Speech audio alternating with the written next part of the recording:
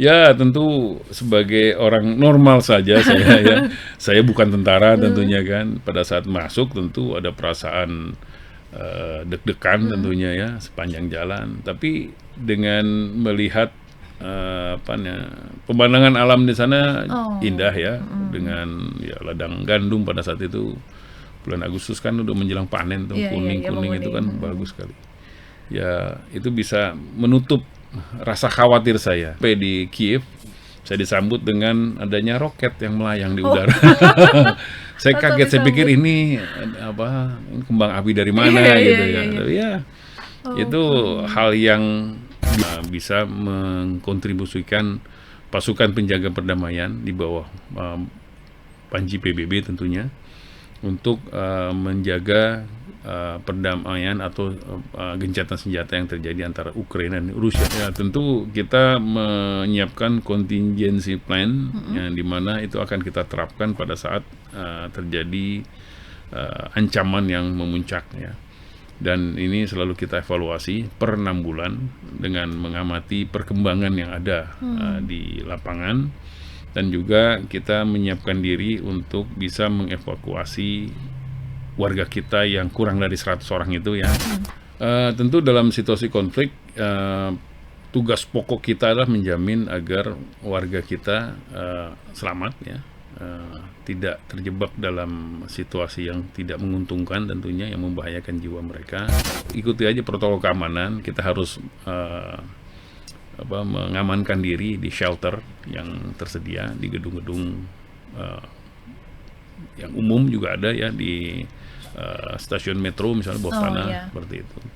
Dan untuk di Wisma Duta maupun di KBRI kita juga punya shelter ya yang memenuhi syarat, Ya. dan kita manfaatkan itu untuk berlindung.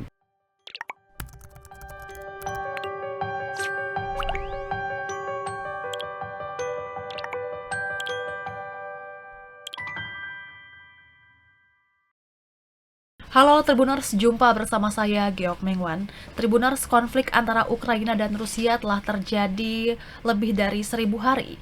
Perang ini masih berlangsung tanpa mengetahui kapan akan berakhir. Konflik yang dulu dipandang sebagai perebutan wilayah, kini berkembang menjadi ajang tarik-menarik kepentingan geopolitik, persaingan narasi global, dan pertaruhan masa depan keamanan internasional. Para pengamat menilai akar persoalannya sangat kompleks, sehingga jalan menuju perdamaian masih tampak panjang dan berliku. Lalu bagaimana kondisi Ukraina saat ini dan bagaimana kondisi WNI yang berada di sana? Untuk membahasnya, kita akan berbincang bersama dengan Duta Besar LBBP Republik Indonesia untuk Ukraina, Georgia, dan Republik Armenia, Bapak Arif Muhammad Basalamah. Selamat datang Pak di kantor Tribun News Palmerah Jakarta. Apa kabar? Alhamdulillah baik. Alhamdulillah baik. Bapak mungkin boleh disampaikan terlebih dahulu bagaimana situasinya sekarang di Ukraina ini. Mungkin banyak yang ingin tahu nih, selama lebih dari 1300-an hari berarti ya Pak, Ya, setelah konflik itu. ya. Konflik di Ukraina ini masih terus berlangsung.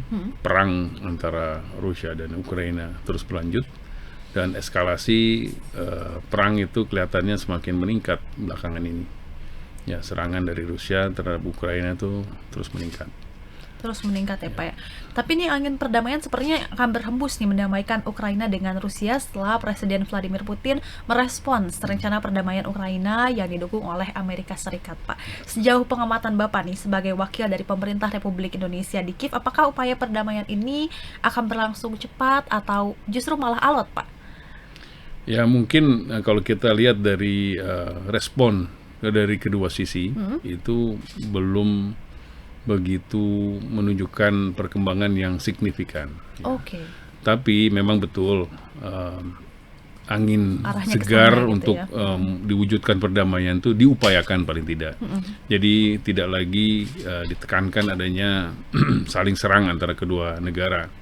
Namun memang perbedaan posisi ya antara kedua pihak itu sangat besar ya, sehingga menurut pandangan kami ya memang perlu waktu untuk bisa sampai ke meja perundingan antara kedua pihak secara langsung. Oke. Dan tentu perdamaian nggak akan tercipta tanpa ada partisipasi aktif dari kedua pihak yang bersengketa tentunya. Oke, berarti bisa dibilang tidak akan berlangsung cepat ya Pak ya, karena butuh waktu itu ya Pak ya. Nah, tapi sekarang wilayah mana aja sih nih Pak yang masih terjadi baku tembak gitu Pak? Mengingat tadi Bapak bilang justru eskalasi seperti meningkat gitu rasanya.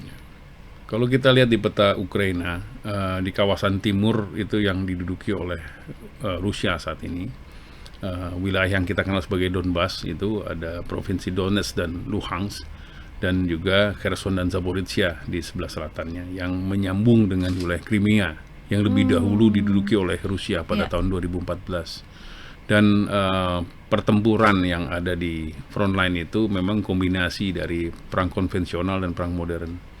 Jadi kalau kita mungkin melihat sejarah Perang Dunia Pertama, perang parit ya, itu masih terjadi di sana, tapi dikombinasikan dengan perang drone yang mengerikan juga karena bisa menghantam tentara itu secara langsung. Oke, untuk di Kiev sendiri bagaimana Pak situasinya sekarang? Nah, serangan di Kiev itu setelah invasi 24 Februari 2022, di mana tentara Rusia kemudian dipukul mundur oleh tentara Ukraina, relatif aman, tetapi serangan sporadik dari Rusia terus terjadi, drone maupun rudal, ya, disasarkan ke berbagai objek strategis yang ada di kota Kiev dan juga kota-kota besar lainnya di Ukraina ini. Oke, kalau misalkan bisa dipresentasikan Pak, mungkin banyak yang belum paham gitu. Daerah mana aja sih Pak yang bisa dibilang zona bahaya gitu di Ukraina, berapa persen? Kalau kita lihat dari wilayah yang diduduki oleh tentara Rusia itu sekitar 20% ya, hampir 20% wilayah Ukraina diduduki oleh tentara Rusia.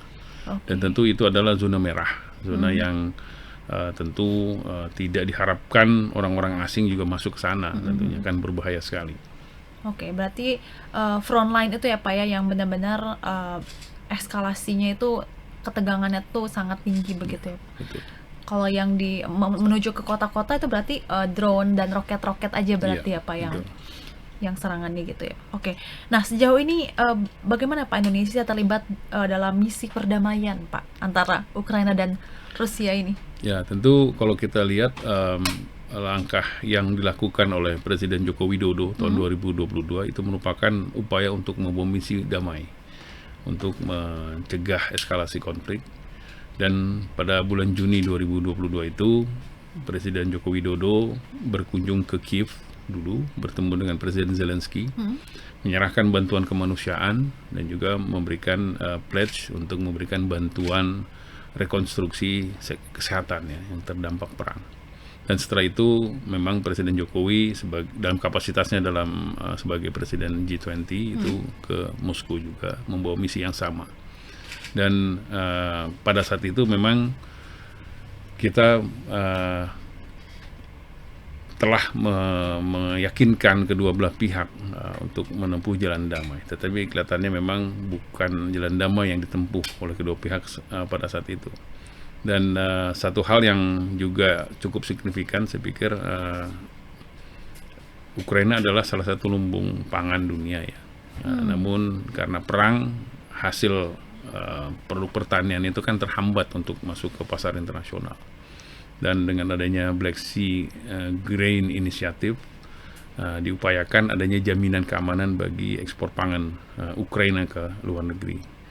Dan setelah kunjungan Presiden Jokowi memang diperpanjang terus BSGI itu ya sampai bulan pertengahan 2023. Namun setelah itu berhenti. Oke, apakah ada rencana lagi Pak untuk memperpanjang untuk pengamanan ekspor itu Pak?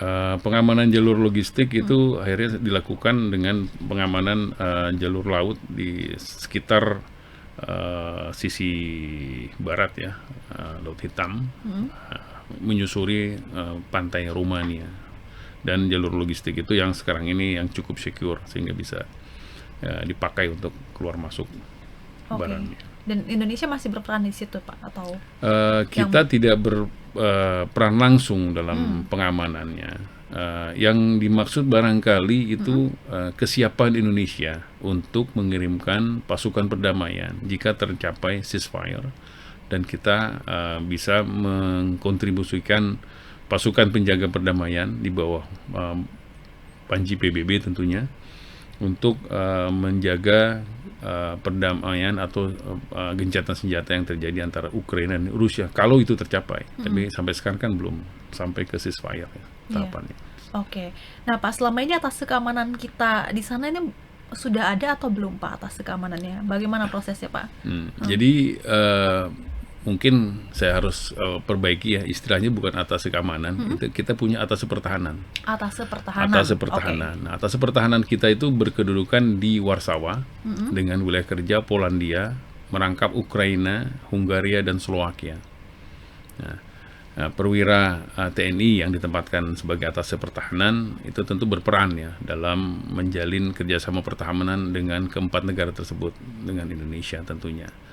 Nah, khusus pada saat kita melakukan evakuasi 2022, ya, atas pertahanan kita di Warsawa pada saat itu tentu bertugas untuk mengamankan jalur evakuasi warga, dan juga pada saat kunjungan Presiden Joko Widodo bulan Juni 2022. Dan saat ini atas pertahanan telah berganti dan telah berkunjung ke Kiev untuk bertemu dengan counterpart ya, mitra-mitra kerja di Ukraina. Oke, tapi apakah pemerintah Ukraina ini sudah memberikan akreditasi, Pak, terhadap posisi atas pertahanan kita di sana? Sudah berarti, Pak. Oke. Oke, Pak. Nah, selain mengamankan WNI di sana nih, KBRI sendiri sudah melakukan apa saja, Pak, untuk situasi konflik ini? Ya. Tentu dalam situasi konflik, tugas pokok kita adalah menjamin agar warga kita selamat ya. Tidak terjebak dalam situasi yang tidak menguntungkan tentunya, yang membahayakan jiwa mereka. Dan dari waktu ke waktu kita selalu memonitor keselamatan warga tersebut. Nah, tahun 2022 memang pemerintah sudah mengevakuasi warga keluar dari Ukraina. Dan hanya menyisakan sekitar 39 orang yang karena pertimbangan keluarga harus bertahan di Ukraina pada saat itu. Dan jumlah tersebut ternyata setelah kondisi Ukraina relatif aman ya, kembali bertambah. Dan kali ini warga yang datang itu adalah pekerja di organisasi internasional, di mana ada beberapa orang kita yang bekerja untuk badan-badan PBB seperti IOM, WHO, ya, UNESCO, UNICEF, kemudian juga mereka yang bekerja untuk NGO, dan juga lembaga-lembaga charity, keagamaan maupun yang non-keagamaan. Oke, berarti ada sekitar berapa, Pak, sekarang WNI? Sekarang WNI kita all in all termasuk staf KBRI 87 orang. 87 orang. Berarti kondisi mereka sekarang relatif aman berarti ya, Pak ya? Relatif aman, dan kita mencoba memastikan itu dengan menjaga komunikasi ya, one on one dengan warga kita. Oke. Nah, sejak perang ini pecah tahun 2022 berarti ya, Pak ya? Ada berapa WNI, Pak, yang dikembalikan lagi ke Indonesia, kemudian memutuskan memang pulang ke Indonesia begitu, Pak? Pada saat itu yang dievakuasi sekitar 120 sampai 130 orang ya pada saat itu. Antara 120 sampai 130 orang. Okay. Ya. Dan sebagian ada juga ya pelajar, mahasiswa ya, kerja, dan juga mereka yang kawin campur ya. Nah, hanya sebagian kecil yang memang kembali, sehingga bisa menambah lagi dari jumlah yang tersisa 39 itu hingga menjadi sekitar 87 orang. Oh, jadi setelah dievakuasi pulang ke Indonesia, mereka justru ada yang kembali begitu ya, Pak? Ada yang kembali secara berangsur-angsur. Sejak 2023 akhir itu kondisi kan sudah mulai agak membaik ya di Kiev dan Ukraina Barat. Jadi mereka tuh umumnya tinggal di situ. Tapi yang di Ukraina Timur, mereka ada yang masih bertahan sebagai internally displaced person, ya, pengungsi dalam negeri. Ya. Misalnya yang dari Kherson itu mereka mengungsi ke Odessa yang relatif lebih aman. Oke. Berarti yang kembali itu rata-rata pelajar begitu ya, Pak? Atau apa, Pak?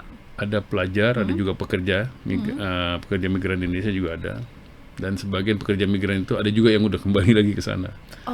Ya, tentu kami tidak menyarankan ya adanya kunjungan dari warga negara Indonesia ke Ukraina non esensial, itu sebaiknya dihindari dulu karena situasi yang tidak menentu. Ya. Oke. Nah, tapi Pak, untuk sekarang apakah ada Pak yang ingin kembali ke Indonesia justru, Pak? Karena mengingat sepertinya belum selesai gitu perang ini, Pak. Ya, sementara ini kami belum menerima permintaan itu dari warga, tapi pada saat kita mengevakuasi warga, tentu pada saat itu kita sudah bisa menjajaki kan masing-masing aspirasinya. Dan kelihatannya memang sampai sejauh ini belum ada lagi yang ingin pulang ke Indonesia. Oke. Nah, berarti sekarang tadi kan Bapak bilang dihimbau warga negara Indonesia untuk tidak ke Ukraina kalau tidak ada yang necessary gitu ya Pak, tidak ada hal-hal yang penting begitu. Tapi ada nggak sih Pak yang justru ke sana gitu, mungkin tujuannya rata-rata apa gitu Pak? Oh ada. Jadi kepentingan warga kita ke sana tentu bervariasi ya. Selain pejabat pemerintah, ya pejabat kedutaan tentunya kan keluar masuk, kita berganti ya. Untuk staf itu ada rotasi 2 tahun. Ya, mereka akan pindah ke perwakilan lain karena itu perwakilan berbahaya terhitung. Terus ada pejabat yang datang untuk pertemuan maupun pelaku bisnis yang memang untuk menyelesaikan urusannya di sana. Ada juga sebagian kecil ya tapinya yang untuk keperluan lain, misalnya untuk kesehatan misalnya ya, itu tetap beroperasi ya fasilitas pelayanan kesehatan di Ukraina. Memang berarti fasilitas kesehatan di sana tuh cukup tersohor berarti ya Pak. Apa Pak biasanya yang mereka berobat ke sana untuk mendapatkan pengobatan apa Pak biasanya? Yang saya dengar ya itu salah satunya stem cell ya. Di sana cukup dikenal sebelum perang, itu cukup banyak warga kita yang datang ke sana ya. Oke, tapi ada nggak sih Pak yang berlibur misalkan Pak? Nggak ada nggak sih Pak? Sejauh ini saya belum ketemu penasaran ya. mungkin kayak gimana sih gitu. Sejauh ini saya belum ketemu turis full ya. Ya sepenuhnya turis tuh belum ketemu. Tapi kalau untuk yang pekerja untuk organisasi internasional kan juga mereka berganti ya. Ada yang dipindahkan ke negara lain, terus datang pengganti yang baru. Terus juga ada datang lagi orang yang kemudian bekerja untuk lembaga charity, ya, lembaga misi-misi kemanusiaan, NGO seperti itu. Itu ada yang datang. Oke. Tapi sejauh ini juga tidak ada mahasiswa Indonesia lagi di Ukraina ya. Sudah tidak ada sama sekali berarti? Tidak ada sama sekali. Yang dalam catatan kami tidak ada satupun mahasiswa Indonesia yang terdaftar di Ukraina. Berarti waktu pas eskalasi itu memuncak gitu pada tahun 2022, mereka yang belum selesai masa studinya gimana Pak? Ya mereka beralih ke perguruan tinggi lain di negara lain. Ya. Berarti berakhir begitu saja begitu ya Pak? Ya, mungkin diakui kreditnya ya, kan ditransfer lanjut ya. Semester begitu. Iya, lanjut semester seperti itu. Oke. Baik. Tapi Pak jadi penasaran Pak, ini rata-rata kalau selain yang bekerja di pelayanan publik begitu ya Pak di sana dari pejabat Indonesia, warga negara di sana berprofesinya sebagai apa Pak? Mungkin yang di desa-desa begitu Pak? Warga negara Ukraina? Warga negara Indonesia. Oh, warga Indonesia ya. Ya profesi mereka ya macam-macam ya. Tapi kalau kita lihat ya sebagian kan karena menikah dengan warga setempat ya, mereka berperan sebagai ibu rumah tangga ya. Oh, rata-rata perempuan. Rata-rata perempuan. Ada beberapa yang bapak rumah tangga gitu ya. Mereka bekerja ya macam-macam lah ya. Ada yang di kantor, ada yang serabutan juga barangkali. Ada juga yang misalnya ABK kita menikah dengan warga negara sana, ya dia bekerja di luar gitu. Dia hanya pulang sekali-sekali aja. Ada WNI ya ikut perang gak sih Pak? Nah itu dia yang pernah muncul ya di media sosial Indonesia. Waktu itu kan kedutaan Rusia yang mengumumkan katanya ada 10 orang. Ya kita nggak ketemu tuh yang 10 orang itu. Berarti belum bisa dipastikan kebenarannya ya Pak ya? Belum bisa dipastikan ya. Oke. Nah bentuk perlindungan WNI di sana bagaimana Pak dari KBRI? Ya tentu kita menyiapkan contingency plan yang dimana itu akan kita terapkan pada saat terjadi ancaman yang memuncak ya.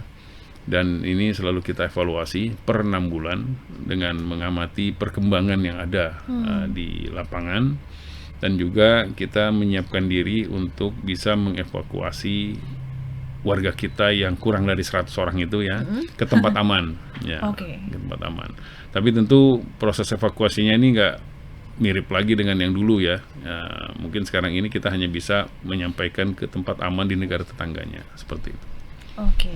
Kan sebentar lagi hari besar ya Pak ya, Natal dan beberapa bulan lagi Ramadan. Nah di sana di tengah ketidakpastian gitu ya Pak, perang ini gitu kapan berakhir, mereka masih sukacita Pak menyambut Natal, Lebaran gitu Pak? Ya di sana kan mayoritas Kristen Ortodoks ya. Mereka baru belakangan ini kan menggeser kembali Natalnya, perayaannya itu per 25 Desember. Tadinya kan mereka di awal tahun ya, seperti Oh, iya, iya, kebiasaan iya. agama ortodoks. Nah, untuk yang muslim ya kita menjalani kegiatan beribadah seperti biasa. Masjid-masjid masih operasional, walaupun ada satu masjid atau dua masjid ya barangkali yang terdampak oleh serangan Oh, iya, roket iya. itu ya. Masjid Tartar yang satu lagi Masjid Ar-Raid itu di Kiev.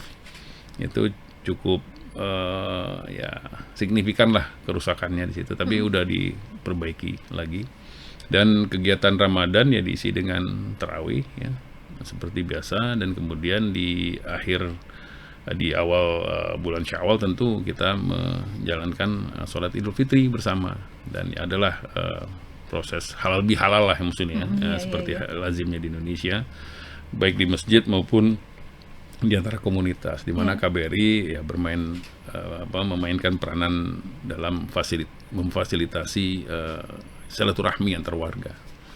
Oke, berarti pengamanannya berarti cukup ketat ya Pak, karena itu kan masyarakat berkumpul di satu titik begitu Pak.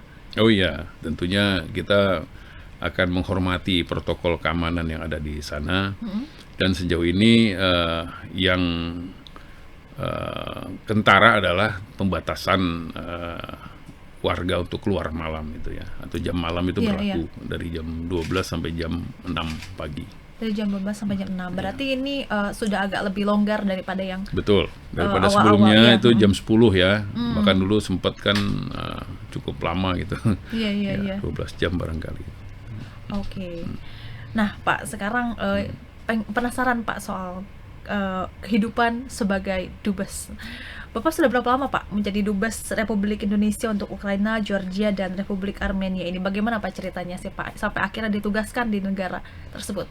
Ya, ya sebelumnya saya sebagai konsul jenderal di Marseille, dan kemudian pemerintah menetapkan saya sebagai duta besar untuk Ukraina merangkap Republik Armenia dan Georgia. Pada tanggal 26 Juni 2023 saya dilantik sebagai duta besar oleh Presiden Joko Widodo pada saat itu. Oke. Dan saya pindah ke Kiev itu mulai tanggal 2 Agustus saya masuk ke Kiev, dan menyerahkan kredensial kepada Presiden Zelensky pada tanggal 17 Agustus 2023 Oke. bersamaan dengan perayaan Hari Kemerdekaan Iya, kita. iya, betul. Dan kemudian saya menyerahkan kredensial untuk Presiden Armenia itu pada bulan November 2023, dan Presiden Georgia yang terakhir itu 20 Desember 2023. Oke, berarti sudah lebih dari 2 tahun ya Pak ya? Sudah lebih dari 2 tahun. Oke, nah tantangannya menjadi dubes di negara berkonflik ini apa Pak? Tentu mobilitas kita agak tidak bebas, karena kita harus bisa mencermati perkembangan situasi keamanan tentunya. Namun di sela-sela hambatan tersebut tentu tetap ada peluang dan keinginan berbagai pihak di Ukraina untuk mengembangkan hubungan bilateral antara Ukraina dan Indonesia begitu tinggi. Dan saya sering mendapat undangan ya dari pemerintah daerah misalnya untuk berkunjung ke wilayahnya untuk melihat potensi yang ada di wilayahnya tersebut, dan juga mendorong adanya kerjasama antara berbagai pemangku kepentingan baik bisnis maupun sosial budaya pendidikan.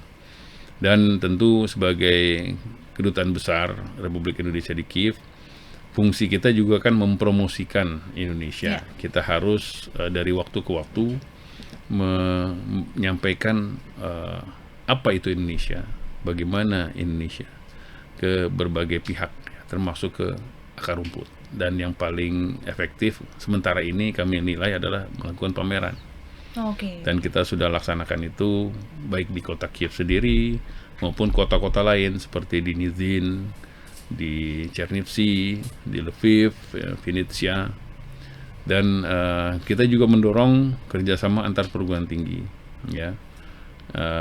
Perguruan tinggi yang sudah menjalin kerjasama itu dari berbagai provinsi ya di Indonesia, dari Gorontalo, ya dari Bandung ya, Unpar misalnya, Unair, dan juga dari dari Purwokerto juga ada yang menjalin kerjasama tersebut, IPB ya juga termasuk. Dan kita berharap kerjasama itu dapat diwujudkan dalam proyek-proyek yang doable ya, dengan keterbatasan transportasi ya ke Ukraina, mungkin sementara ini bisa dilakukan melalui online teaching ya. Ya. Seperti program COIL itu sudah dilaksanakan antara Universitas Airlangga dengan Universitas Katolik Ukraina. Kemudian juga distance learning itu disampaikan oleh berbagai akademisi kita, dan juga kita memanfaatkan kunjungan akademisi yang datang ke Ukraina ya, akademisi Indonesia.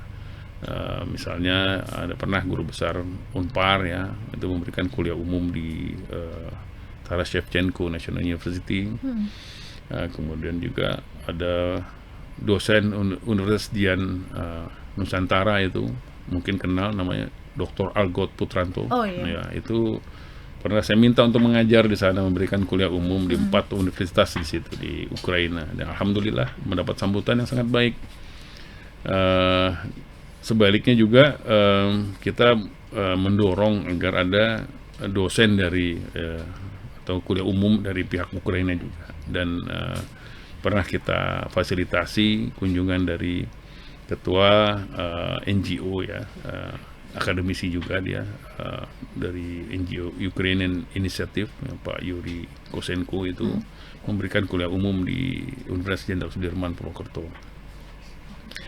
Dan tentu kita berharap bentuk-bentuk kerjasama lain juga bisa dilakukan, misalnya penulisan bersama ya, antara dosen kita dengan dosen Ukraina, dan juga nanti ke depannya barangkali ada student exchange. Iya. Ya, mudah-mudahan kita bisa menjadi host lagi untuk mahasiswa Ukraina, dan sebaliknya kalau kondisi sudah semakin membaik, kita bisa mengirim mahasiswa Indonesia ke Ukraina. Oke, berarti sejauh ini memang belum ada informasi apakah kapan gitu Pak pelajar Indonesia bisa ke sana, belum ada ya Pak? Belum Oke. ada ya. Nah Pak, kalau kesannya Pak selama berada di Kiev, mungkin ada rasa deg-degan waktu awal ditempatkan mungkin Pak, karena sebelumnya kan di negara-negara yang cukup aman gitu Pak. Iya, betul. Ya, tentu sebagai orang normal saja saya ya. Saya bukan tentara tentunya kan. Pada saat masuk tentu ada perasaan deg-degan tentunya ya sepanjang jalan. Tapi dengan melihat pemandangan alam di sana indah ya, dengan ya ladang gandum pada saat itu bulan Agustus kan udah menjelang panen tuh, kuning-kuning itu kan bagus sekali. Ya, itu bisa menutup rasa khawatir saya. Tapi tak pelak pada saat saya sampai di Kiev, saya disambut dengan adanya roket yang melayang di udara. Saya kaget, saya pikir ini kembang api dari mana gitu ya. Ya, itu hal yang biasa terjadi gitu ya. Kita ikuti aja protokol keamanan. Kita harus mengamankan diri di shelter yang tersedia di gedung-gedung yang umum, juga ada ya di stasiun metro misalnya bawah tanah seperti itu. Dan untuk di Wisma Duta maupun di KBRI kita juga punya shelter ya yang memenuhi syarat, dan kita manfaatkan itu untuk berlindung. Oke, keluarga gimana Pak idenya Pak waktu respon Bapak ditempatkan di Kiev? Ada kayak Pak jangan di sana Pak, kok bisa Pak gitu? Ya, mereka cukup kaget ya, anak-anak juga kaget itu. Ya tugas lah. Ya, saya sebagai ASN tentunya kan, saya hanya bisa bilang siap laksanakan, ya saya laksanakan itu. Oke. Berarti Pak kalau misalkan Bapak keluar dari gedung, berarti Bapak harus pakai rompi begitu Pak? Ya, secara SOP begitu ya, harus tersedia rompi maupun helmet, tapi tentu tidak perlu kita pakai dalam setiap waktu tentunya kan. Kita hanya melihat kondisinya seperti apa. Kalau memang sirene berbunyi dan tentu ancaman nyata itu sudah kelihatan tentunya kan, kita harus bisa mengamankan diri. Salah satunya dengan menggunakan helmet dan rompi anti peluru yang tersedia. Oke. Nah Pak, apa pesan Pak Presiden kepada Bapak terkait jabatan Bapak sekarang ini Pak? Pada saat saya berangkat ya, di eranya Presiden Jokowi tentu dua hal utama yang menjadi prioritas adalah diplomasi ekonomi dan perlindungan warga. Nah, itu yang kita lakukan, dan di tengah keterbatasan logistik antara Indonesia dengan Ukraina, peluang bisnis tetap aja ada. Karena biar perang seperti apapun, kegiatan ekonomi kan tetap berjalan. Berputar, betul. Iya, betul. Dan tentu untuk perlindungan warga, ya tadi saya sampaikan mengenai contingency plan yang memang tersedia, dan itu kita evaluasi secara terus-menerus, dan kontak kita dengan warga kita jaga. Ya, sedapat mungkin saya akan menyambangi warga di berbagai kota ya, dan itu sudah saya lakukan ke kota Odessa, di mana cukup banyak warga kita tinggal di situ, lebih dari 20 orang ya di situ, termasuk pekerja migran ya. Dan saya pastikan lingkungan kerja mereka aman, dan juga kerjasama dari pemberi kerja untuk bisa mengevakuasi warga kita apabila ancaman memuncak. Dan itu alhamdulillah sampai sejauh ini belum perlu dipakai lagi, jangan sampai terjadi lagi, insya Allah. Insya Allah, oke. Jadi walaupun kita belum tahu kapan perang ini berakhir ya Pak ya, tapi yang jelas KBRI hadir untuk warga negara Indonesia di Ukraina, dan bahkan warga negara juga hanya di bawah 100 ya Pak ya, jadi insya Allah bisa terlindungi dengan baik. Terima kasih banyak Pak Arif sudah datang di studio Tribun News Palmerah, Jakarta. Terima kasih, sehat selalu Pak. Semoga nanti kita bisa berbincang lagi di lain kesempatan. Dan Tribuners, itu dia percakapan kita dengan Duta Besar Indonesia untuk Ukraina dan Armenia dan juga Georgia ya Pak ya. Terima kasih sudah menonton. Saksikan konten lainnya di kanal YouTube Tribun News. Saya Giok Mengwan pamit undur diri, sampai jumpa. Download Tribun X sekarang, menghadirkan lokal menjadi Indonesia.